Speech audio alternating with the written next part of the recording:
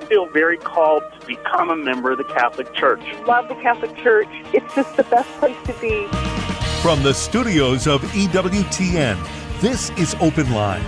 In North America, call toll-free 1-800-585-9396. That's 1-800-585-9396. Outside North America, call 1-205-271-2985. You can also send an email to openline@ewtn.com. A tremendous Tuesday to each and every one of you. Thanks so much for taking some time out of your day to join us here on EWTN's Open Line Tuesday. Coming to you live from one of the garden spots in America, Traverse City, Michigan. Teresa O'Brien, Tom Hornacek, and the good folks here at Baraga Catholic Radio. I've been told that that's the Slovenian pronunciation. It's actually Baraga. Everyone pronounces it Baraga, but the Slovenians would prefer you say Baraga, as it's named after Bishop Venerable Frederick Baraga. And so I'm learning my Slovenian while I'm here. But thanks to those good folks for being our host today for Open Line Tuesday. I'm Jack Williams. Rich Jesse, our celebrity producer today, as Elena Rodriguez is on the mend from a little bit of a twisted knee that she suffered earlier in the week. And our host, our call screener is Mr. Matt Gubensky. His mom will call me and yell at me if I don't say that. But our host, as she is every Tuesday, is our very own pro-life warrior, Barbara McGuigan. Barbara, how are you? Oh, I couldn't be better, Jack. If you've got a question for Barbara or a comment, the number's 1-800-585-9396. That's toll-free anywhere in North America. 1-800-585-9396. If you're outside the United States and Canada, your number is 1-205-271-2985. Or you can send us an email, openline@ewtn.com. Barbara, you've survived another week. You've made it back into the studio. And speaking of extremity issues, how are you doing? I'm doing really well. You know, I'm not at the 100% yet, but almost. All right. So I'm not complaining. We established last week that the scooter has been kicked to the curb. Canned, yes. Right. Now, Sure is the scooter supposed to be canned by now, or did you make that executive decision? No, it could have been canned long ago, really. I needed to be on it a bit longer, but it was more dangerous. You know, I'm blonde, and so I'm trying to drive a scooter into walls and falling off the back of it. It was quite crazy. So it's safer for you to be off the scooter than anything else. Yeah. Well, Barbara, we had another discouraging event that took place in Normandy, France, and I know you wanted to kind of start the show off with some commentary about the ultimate price that our newest martyr has paid in this culture in which we live.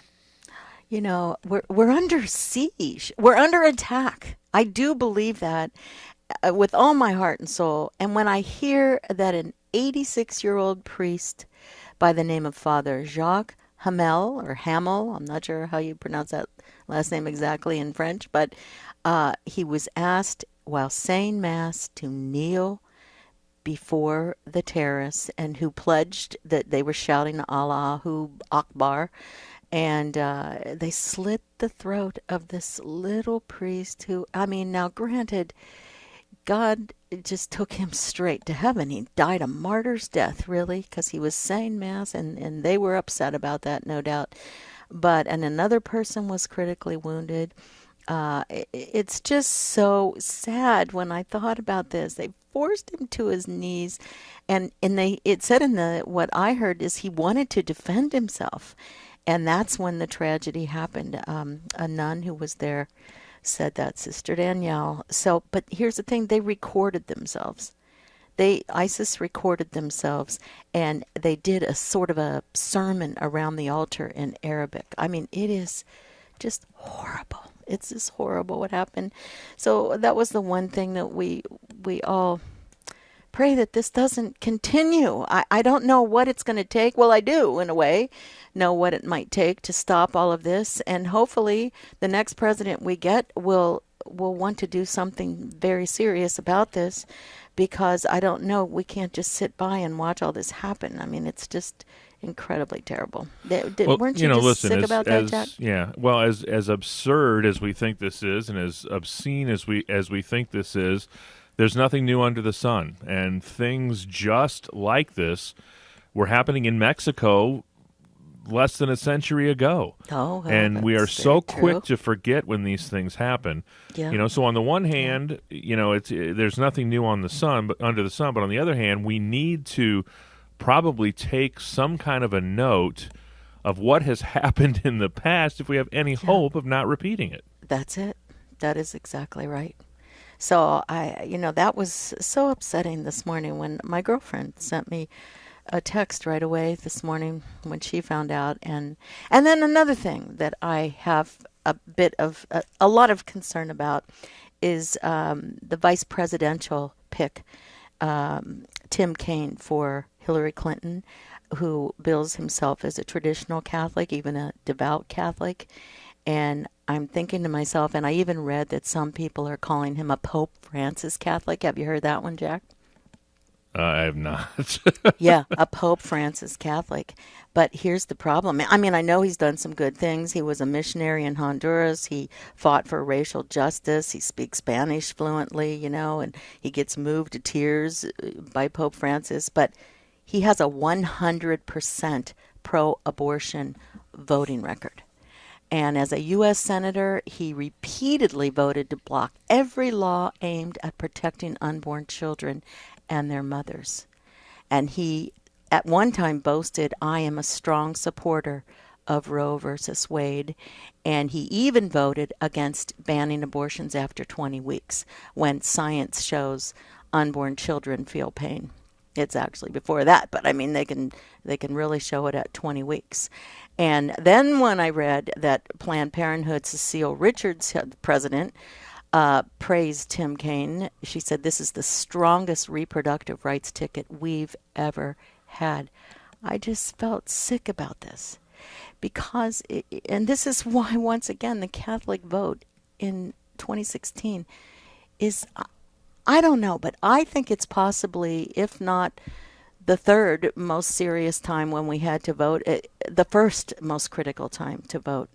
So anyway, I just, because when you think about it, even though he calls himself a traditional Catholic, will he support the United States Conference of Catholic Bishops in their fight to repeal the HHS mandate? I mean, will he support the Catholic Church in their efforts to pass critical protections of religious liberty? I know. Is he going to fight the Obama administration policy that wants to strip Catholic social services agencies of grants unless they agree to promote abortion? I mean, where's he going to be on this? I mean, will he oppose the ACLU in their campaign to force every Catholic hospital in America to perform abortions or to be fined? I mean, these are my questions. Is he going to stand up for the church in this area? Because I can't imagine she would have picked him. So anyway, that's another one of my concerns. There you go. 1-800-585-9396 is our toll-free number. We'd love to hear from you with your questions and comments for our pro-life warrior, Barbara McGuigan.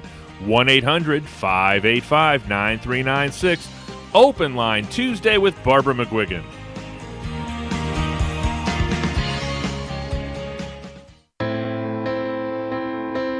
You are Peter, and on this rock I will build my church. The papacy is about more than the person in office, more than the outfit, hat, Pope mobile. It's about more than the beautiful buildings of the Vatican. And as awesome and as important as all that is, the papacy, at the end of the day, is about Jesus Christ, who left us with an organized religion because he preferred that to disorganized religion. It's about Jesus, who founded a church before we had a book, because he wanted his people to live, breathe, worship, and work as one body. It's hard to describe how amazing it is for Catholics to gather, as they always have, around the Rock of Peter to celebrate faith in Jesus Christ. This is Chris Stefanik. Complete coverage of World Youth Day 2016 from Krakow continues all this week, only on EWTN, the Global Catholic Network.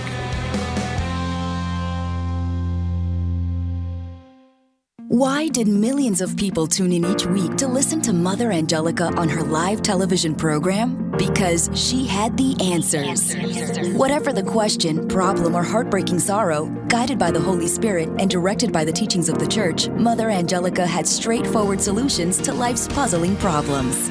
Mother Angelica's Answers, Not Promises, a profoundly practical, humorous, and common sense collection, available now at EWTNRC.com. This is Bishop John Brungart of the Diocese of Dodge City. This is Colin Donovan, Vice President for Theology. This is Father Larry Richards, host of Open Line Thursday. Thanks for listening to EWTN Global Catholic Radio Network. This is Open Line on the EWTN Global Catholic Radio Network. If you have a question or comment, call 1-800-585-9396. Outside North America, call 1-205-271-2985 or send an email to openline@ewtn.com. Couple lines open for you right now at 1-800-585-9396. Jump on the phone. Later on in the hour, those lines will disappear. So grab them while they're available. 1-800-585-9396. That's toll-free anywhere in North America. If you're outside the United States and Canada, we'd love to hear from you. Your number is 1-205-271-2985. And we'll put you straight to the front of the line at 1-205-271-2985. Or you can send us an email, openline@ewtn.com. Once again, I'm Jack Williams, coming to you live from Traverse City, Michigan, the studios of Baraga Broadcasting. And our thanks to Tom Hornacek and Teresa O'Brien and the whole team here at Baraga for being such gracious hosts to us here on Open Line. And Barbara, we talk often when we get to election years about the 5 non-negotiables that Catholics should consider when they are making their individual choices for who they're going to vote for when they head into the voting booth. And I have a note here that suggests that you might want to add a non-negotiable to the list. Well, there's a 6th one, because we know as Catholics that it's not morally possible for any Catholic to support abortion, euthanasia, fetal stem cell research, human cloning, same-sex marriage, right? Because there's no way around this. There are no justifications, because it's very simple. The Church holds these things to be intrinsically evil. They are evil within themselves. In other words, always and everywhere. No circumstances or subjective conditions can ever change these things, okay? But when we came out a while ago, 8 years ago with the 5 non-negotiables, we now have 6 because religious liberty was not in play, politically at least, back then. So religious liberty is the 6th one. And you say, oh, this is religious liberty. Why that? Because when you are asking a man or woman to defile his or her conscience, to do something, to make a decision against his or her conscience, that is an intrinsic evil. So we have to always look at that as well as number 6, religious liberty, because we are definitely up against it now, and we've had bishops as far back as 2012. Bishop Laurie was talking about, he was the ad hoc committee chair on religious liberty, and he said the defense of religious liberty is fundamental as people of faith. It transcends party. See, I mean, all of this, it's not about Republican or Democrat or right or left. These things are held in such esteem because they slap the Creator in the face, basically, every last one of them. And this is why we have to understand what the idea of intrinsic evil is, and then also what actions like abortion, euthanasia, fetal stem cell research, human cloning, same-sex marriage, and religious liberty, what it's all about, what it applies to. So it's very important that we understand these things because, Plenty of the popes, especially Pope John Paul, if you want to look up Evangelium Vitae, some people say Evangelium Vitae, you look at number 73. And where he said abortion and euthanasia are crimes which no human law can claim to legitimize. There is no obligation in conscience to obey such laws, he said.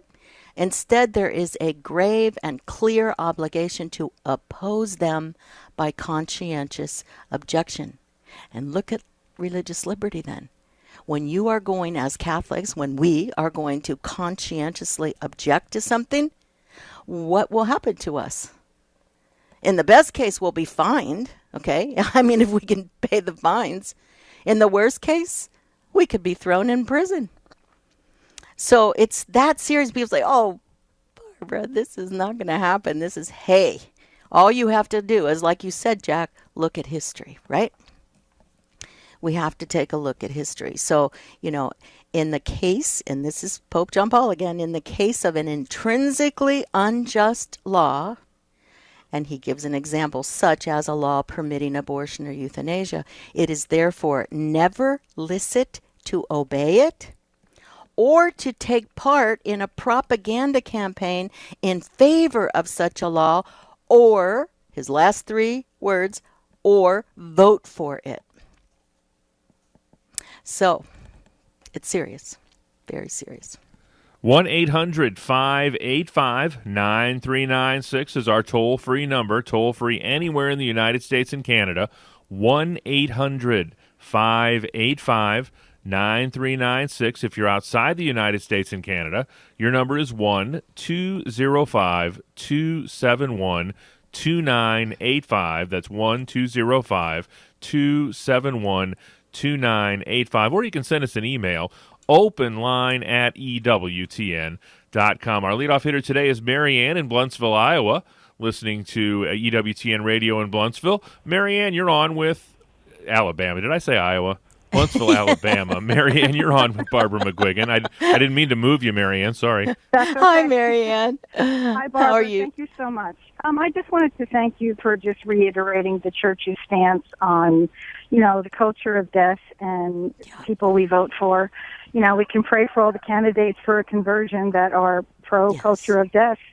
And I think it's wonderful you're saying something, and I think people need to realize, as you said, there's such a thing as a malformed conscience, and hopefully their bishops and priests will admonish them.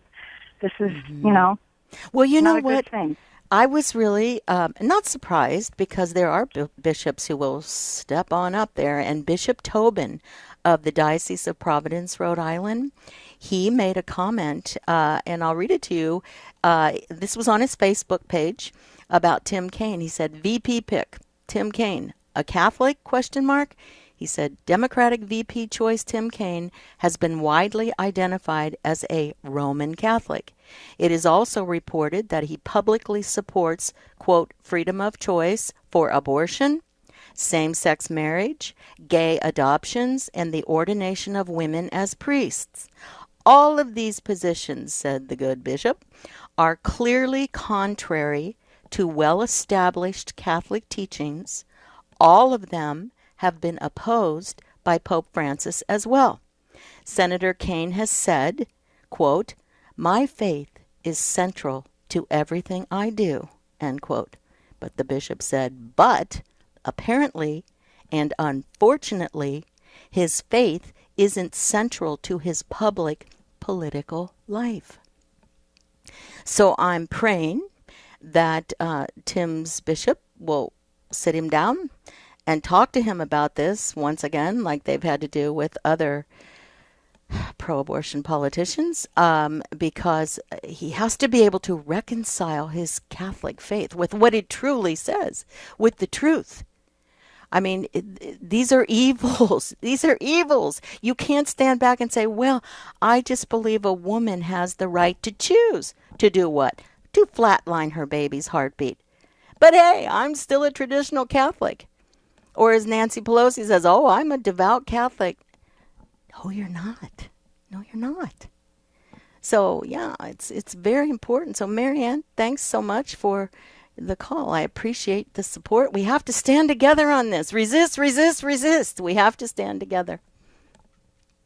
Thank you, Marianne. Appreciate the phone call. That opens up a line for you at 1-800-585-9396. Next up is Elizabeth, calling from the great state of New Mexico, listening on Guadalupe Radio. Elizabeth, thanks for holding. You're on with Barbara McGuigan. Hi, Elizabeth. Good afternoon. Thank you for taking my call. Of course. My question is, in all of the political news right now, it's the big thing is Black Lives Matter. Right. Well, my opinion is every life matters. It doesn't matter. Right. But if Black lives are so important, why is it that the black race makes up 13% of our population, yet 30-some% of the abortions that are done? It's a sad statistic. You even wonder, I've talked about this on Open Line before, you even wonder if they know that statistic. I mean, it's like 58% of their population has been wiped out by abortion. It's so sad. You wonder, I don't know what else to say. Every life does matter, and I know that, they have certain reasons. I understand all that. But include the unborn, for Pete's sake, along with your reasons, include the unborn. And some of their methods I can't agree with at all, but I don't know. I don't know what else to say. And sometimes it's just that they do not know. That's what it is. They've never been taught this. And how would we know if we hadn't been formed and learn, right? Read books and stuff. But, of course, it's what books do you read? What books do you read? There's a new movie out now called Hillary's America, Dinesh D'Souza. Did you see that yet? Or Jack, did you see it? I have not. I've heard about it, but I haven't seen it. Very eye-opening. Exceedingly eye-opening. And you have to make sure that you're going in there not with a chip on your shoulder, but with a mind not so open that it has holes in it so you can really absorb everything. But, if I sent a couple of my siblings to see that, they would just be staunch to try to get right back in my face that it's all lies. Some people, like Viktor Frankl, you hear me quote him all the time, the 3-time escapee from Hitler's concentration camps. Viktor Frankl said, "No one is so blind as he who refuses to see."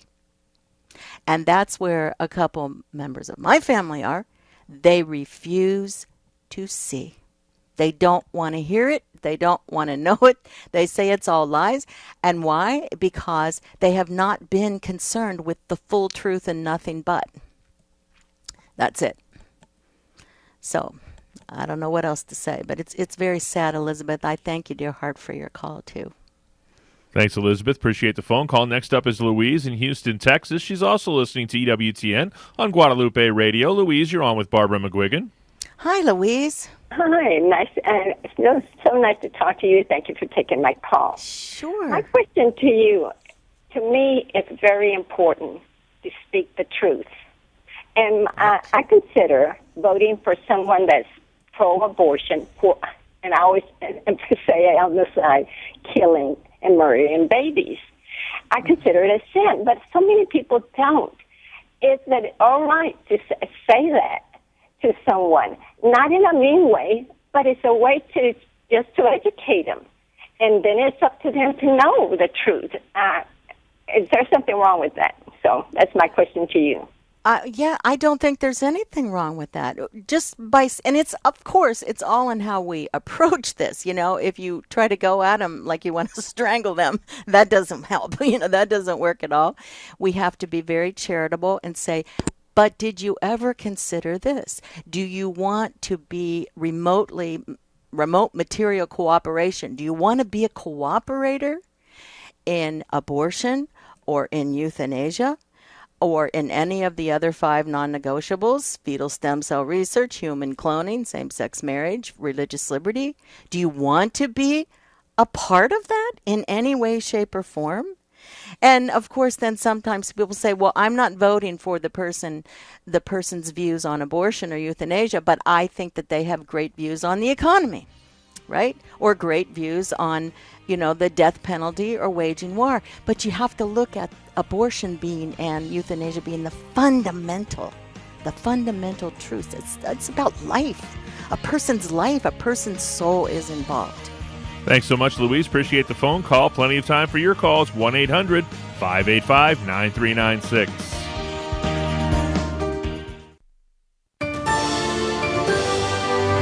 From EWTN News Nightly in Washington, D.C., I'm Brian Patrick with your EWTN News Link. 2 attackers take hostages at a church in a Normandy town during morning mass.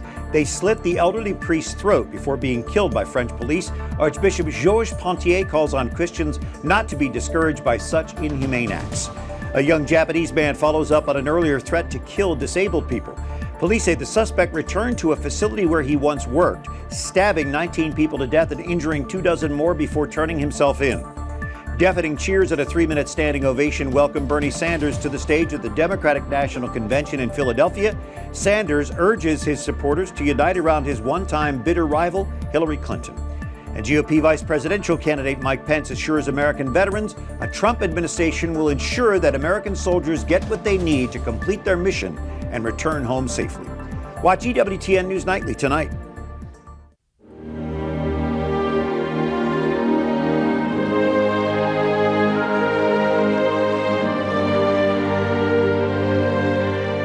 I'm Raymond Arroyo with Mother Angelica, A Remarkable Life. In the year 1943, Rita Rizzo, Mother Angelica, came to this house. It was the home of Rhoda Wise. She was a healer, a woman who also had visions of Christ and St. Teresa, the Child Jesus. She erected in her bedroom, as you can see behind me, an altar. This is her bedroom here with the statues. Young Rita would see this example, this devotion and her attention to detail, and mimic it in her own life. When Rita went home, she built her own altar next to her own bed. She would pray there in the evenings. This would pave the way to a religious vocation and an incredible work. Stay with EWTN as we celebrate the life and legacy of Mother Angelica.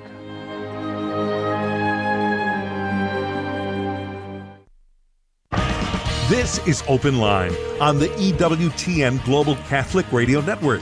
If you have a question or comment, call 1-800-585-9396. Outside North America, call 1-205-271-2985 or send an email to openline@ewtn.com. Be sure to tune in tonight to Mother Angelica Live Classics, as Mother will talk as only Mother can about the Catholic epistles in sacred scripture. That's tonight at 8 Eastern on EWTN television and radio. Back to the phones we go. Next up is Jane right here in Traverse City, Michigan, listening on Baraga Broadcasting. Jane, you're on with Barbara McGuigan. Hi, Jane. Hello, Barbara. Thanks so much for taking my call, allowing me my time to voice my concern and the approach that Catholics are taking in standing up for life. And I'm wondering, my question to you is, as we approach others, I've thought of, as pro-life and standing up for our faith, because certainly the Catholic faith is the greatest champion right now of life. Mm-hmm. If we approach others, though, with not so much the church as an institution, but that this is God's law, this is God's will for us, that we treasure life and not destroy it. Yes. And that Jesus said, if you love me, you will keep my commands. Amen. Yes, you're spot on. Can we broaden that? And do you think that would be effective rather than just, people think, well, this is just an institution, a church, that maybe is championing this cause?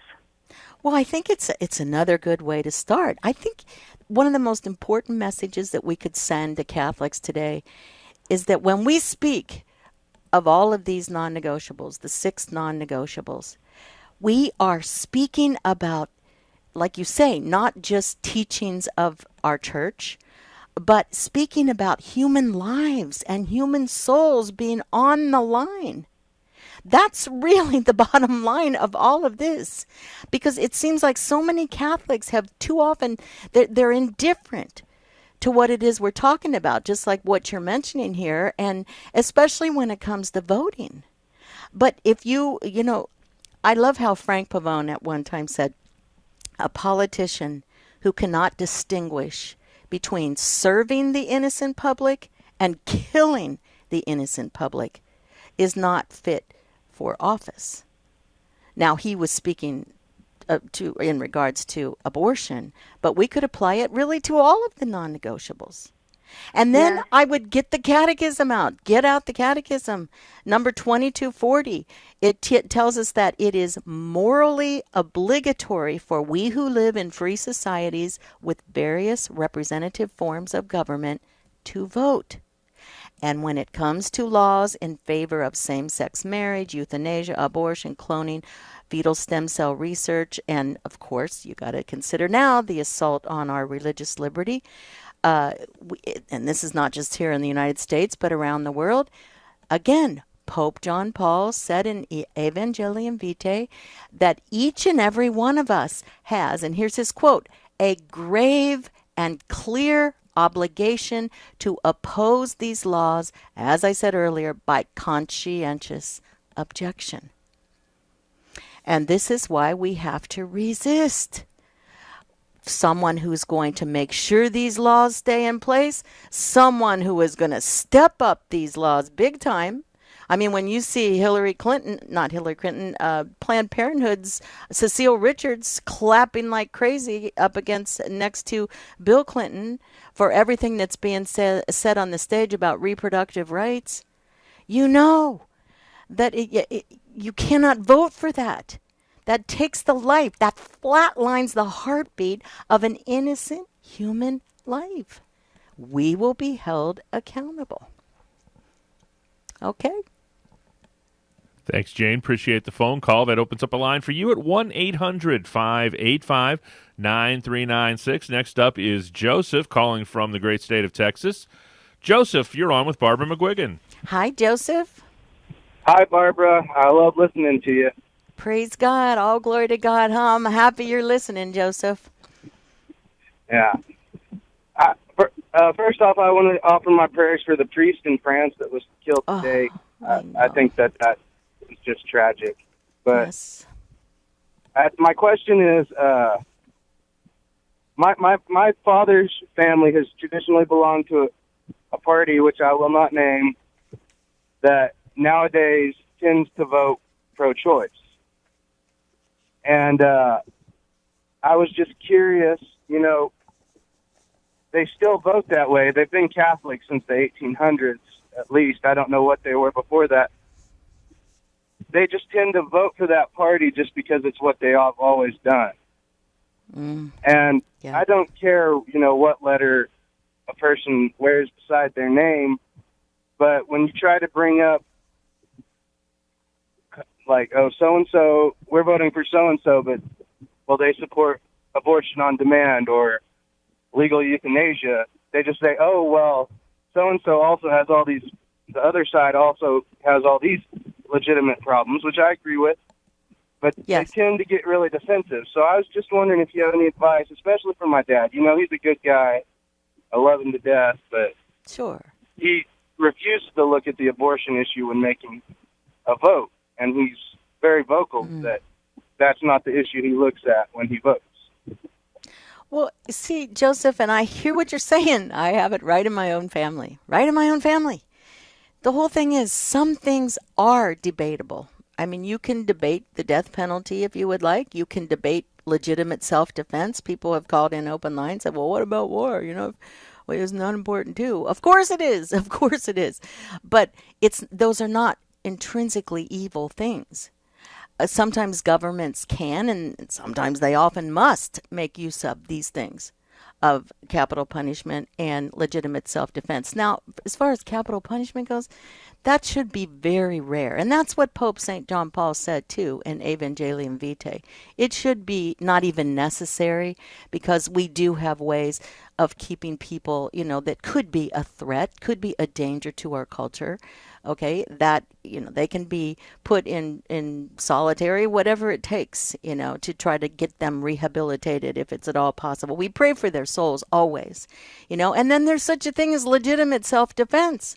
If you have ISIS at your gates If you have these things taking place in all over the world because of ISIS, you have a right. Your country has a right. You as an individual have a right to defend yourself. So these things are absolutely debatable. So, and like the Catholics, we have a just war doctrine. It's not called just war theory. At one time it was, I think, but now it's just war doctrine. And, we know all the wars that are going on in the Middle East and everything like that. I mean, there are people that have different ideas about how these should be solved. That's okay. That's debatable. You can debate those things. Healthcare, many people will say that it should be provided for free by government, and that's one thing too. I mean, they believe that healthcare is a right. Well, yeah, I think healthcare and education is a right too. But does it need to be, or must it be, a free right? I mean, I'm not sure. That's debatable. You can debate those things. But when it comes to taking the life of an innocent human being in abortion, or at the end of life in euthanasia, when it comes to, operating, getting, harvesting, and they don't even have that as a non-negotiable, but that is, definitely something that would be with abortion as well. Harvesting and selling fetal body parts, my goodness. Fetal stem cell research, it's still going on a little, but nothing good has come from it. Human cloning, and even same-sex marriage. We don't want to do things that are contrary to God's law. They are not just laws. That's really the bottom line. I don't know if you would have any luck with your dad or with your family, because I have had no luck with two of my siblings. None whatsoever. And then I asked them, what are you trying to protect? What is it that you are trying to protect by believing that it's okay to vote for a politician who is pro-abortion, pro-euthanasia, and all the non-negotiables? And they just kind of look at me. They don't really know what to say. Often, it's your conscience. Possibly, you have a guilty conscience. Possibly, one of my sisters drove one of her friends to an abortion clinic. I don't know. I don't know that for a fact. I'm just saying, there are things sometimes where people are trying to protect their reputations, or in the case of Tim Kaine, his political career. He never would have been picked for VP if he had said, I'm staunchly against ending the lives of over 60 million little unborn babies, and that's just surgical. Oh my goodness, he never would have been picked. So I don't know if that's any help. Go ahead, Jack. One thing you might try, Joseph, that might be effective to get your dad to think about it, at least after your conversation is over, is first and foremost frame it as your opinion and not as an attack on his opinion. And you might just tell him that when you think about it, you think about the Declaration of Independence that calls for life, liberty, and the pursuit of happiness. Amen. And you might say that, it always strikes me that they list life as first, and I think that all these social issues are very important, but if you don't have life to begin with, what importance do they really have? Great point, Jack. That is an absolutely great point. Well, Joseph, I'm sorry, go ahead, Barbara. Well, no, I just think that is a great point that you brought up, because life is sacred. Why? Because we came from God and we're going back to God. But if someone can't wrap their brain about that and try to understand that, they will sometimes to disbelieve because they're protecting something, I'm convinced. Thank you so much, Joseph. We appreciate that phone call, and we will certainly keep you in our prayers. 1-800-585-9396 is our toll-free number. 1-800-585-9396. If you're outside the United States and Canada, we'd still love to hear from you. 1-205-271-2985. Open Line Tuesday with our own pro-life warrior, Barbara McGuigan.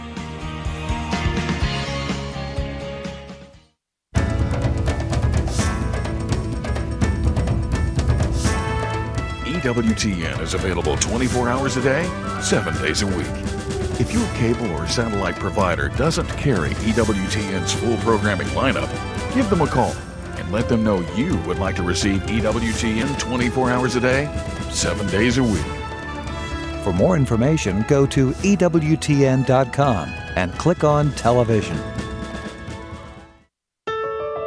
In this election, we get to focus on the policy issues that are important to Catholics. The problem with this election is that you don't know what's going to happen next. If you want talking heads yelling and screaming, you're at the wrong network. At EWTN, we are covering issues in depth. Daily convention updates and commentary from a Catholic perspective on EWTN TV. EWTN. Live truth. Live Catholic. This is Open Line on the EWTN Global Catholic Radio Network. If you have a question or comment, call 1-800-585-9396. Outside North America, call 1-205-271-2985 or send an email to openline@EWTN.com. Be sure to keep it right here on many of these EWTN affiliated radio stations. At 3 Eastern, you'll hear us, and we're hearing us. At 3 Eastern, at 4 Eastern, Cresta in the afternoon for 2 hours. And at 6 Eastern tonight, Catholic Answers Live, Open Forum, Patrick Madrid in hour number 1, Tim Staples in hour number 2. Back to the phones we go. James is in Williston, North Dakota, listening on Real Presence Radio in Williston. James, you're on with Barbara McGuigan. Hi, James. Hi, Barbara. How are you? Great, thanks. I'm glad you called, good man. What do you have for me? Thank you. I have a suggestion. I'm actually a Catholic who survived persecution against Christian in general, not just Catholic, in Sudan. Wow. I'm sure you may be aware of the history of South Sudan that many years been going on. I came to America as a refugee, and I was really feel like free, practicing my religion with no fear. I work hard every day. I'm a father of 7 kids. Praise and God. I don't believe in abortion. That's how we end up having 7. If anything God give us, I and my wife, we say God give you something always to live by. However, lately, there has been a lot of chilling video that I have seen, and it scared me a lot, I got to be honest. And that is the shooting of many innocent people who just happen to be black, and I am indeed a black from Africa. Yes. Well, I'm trying to make clear here that I have met a large number of police, and I know that they are by 99% as good, and they're there to protect all of us. I believe there has been a few eye-browsing incident took place that I felt like it wasn't unnecessary, and I felt the victim didn't have much to do to really save his life. So I was suggesting, why don't we add that in non-negotiable issue for us to raise in a Catholic, at least have a discussion of protecting the unborn and the already born life. Well, that, you know what, and that's a great point, James, but that is intrinsically evil. Murdering the innocent is intrinsically evil. It is. Indeed. But we need to bring the awareness of this, and, it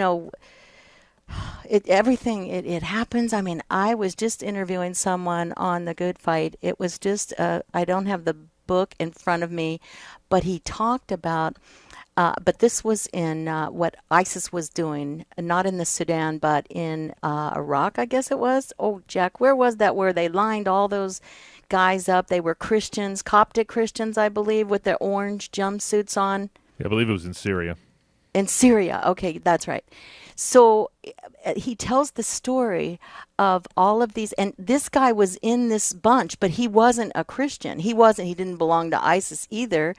But when he saw, James, all of these men, because they were asked before they were beheaded, do you believe in Jesus Christ? And then they would say yes, and then they would have their heads lopped off. And he was the last one. Now, he could have said no, because he wasn't a Christian. But because of the witness of the 20 or 25 men that went before him, he said, yes, I'm with them. The witness of that he overwhelmed him. And so he was also a martyr. And I think to myself, I know it has to be, all of this has to be stopped. But I think of this little priest today, James, I mean, he died a martyr for his faith. He was saying Mass. ISIS hates Jesus Christ. They hate Christians. And Father, there he was, So God takes care. It's just so terrible that we have to witness these sort of things, and we have to work to make it stop. But in divine providence, there's a wonderful article, James, and I won't be going into it now because we have too many callers on the board. But look at the National Catholic Register. Saints Faustina and John Paul prove providence triumphs over politics. It's the best article about what was going on during Auschwitz and other terrible things that happened, and how Saints Faustina and John Paul came from it all. It's a beautiful article. I'll repeat it. It's a National Catholic Register article. It's by Father Dwight Longenecker, and it's called Saints Faustina and John Paul Prove Providence Triumphs Over Politics. Don't miss it. It's a great, great article. And thank you, good man, for calling. God bless you. Next up is Jacinta calling from the great state of Nebraska. She's listening to EWTN on Spirit Catholic Radio. Jacinta, you're on with Barbara McGuigan. Hi, Jacinta. Hi, Barbara. How are you today? And David, great, is it thanks. David? Yeah, how about you? Yeah, I'm good. I'm actually from New Zealand, but I'm calling from Nebraska. Okay. So I'm not making an international call. However, I wanted to discuss something about the American Constitution that I brought up with my husband the other day about a somewhat of a contradiction in the American Constitution regarding religious liberty. And it's coming to my mind more often simply because we're getting politicians that are pushing for religious liberty, right? Right. So my understanding of religious liberty, and it could be wrong, is that everyone has the right to practice their religion. Is that correct? Is that what the American Constitution means when it says religious liberty? Because what we've got, it seems, is a push for every sort of religion out there. So everyone has the right to practice whatever religion that they have. Is that right? It's called religious. Yeah. It's called religious freedom. You have a right to practice, not just by going to church. See, this is what the government's saying. I mean, you can go to church all day long if you want to. But when you walk out of that church, you better take that Catholicism out of your mind and heart and don't try to impose it on anyone else. See, and that is not religious liberty.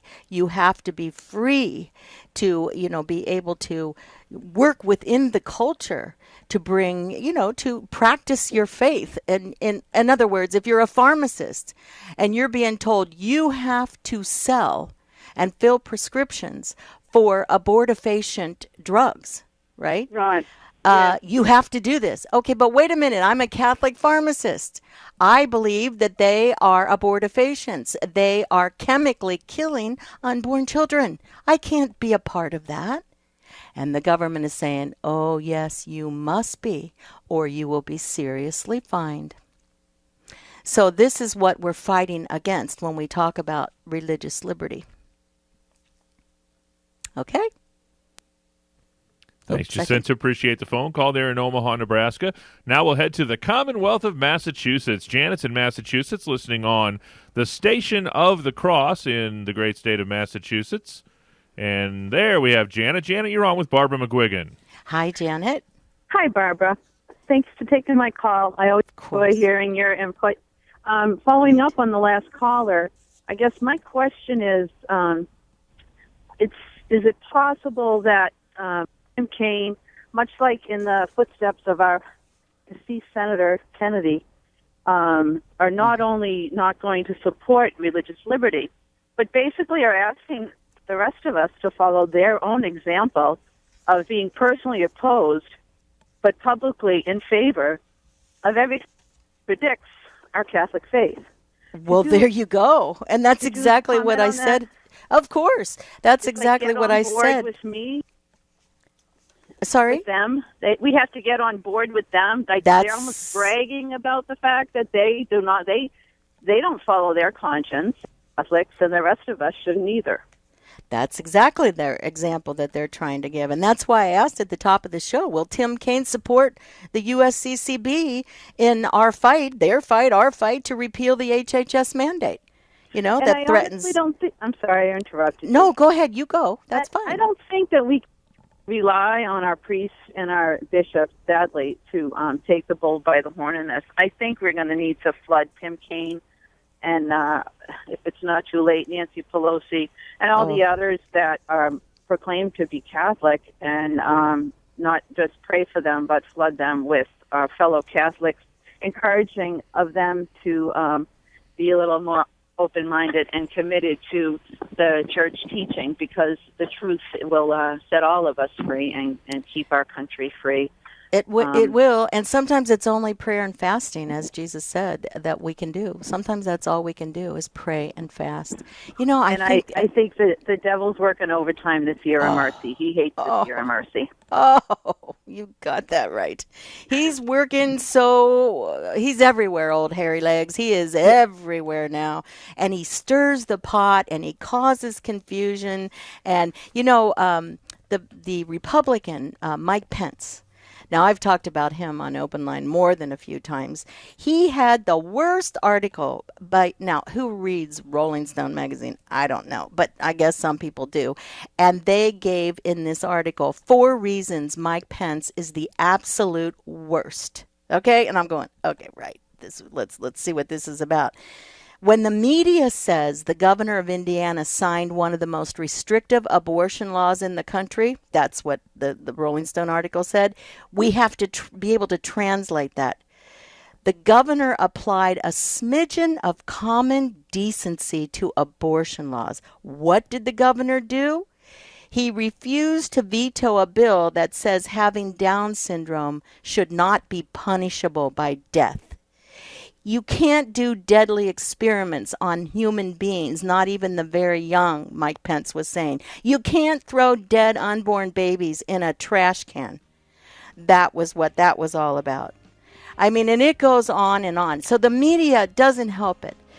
This is what's so sad about it. The media is in the tank for all the sins that the Catholic Church, and serious sins, mortal sins, that we call mortal sins. Well, they're in the tank. They love them. Thanks once again to our hosts here, Baraga Radio in Traverse City, Michigan. Thanks to Teresa O'Brien, Tom Hornacek, and the whole team here for being our hosts today. On behalf of our host, Barbara McGuigan, producer Rich Jesse, and call screener Matt Kubinski, I'm Jack Williams. Thanks for taking time out of your day. Back at it again tomorrow. Father Mitch is in the house. Until we get together then, God bless.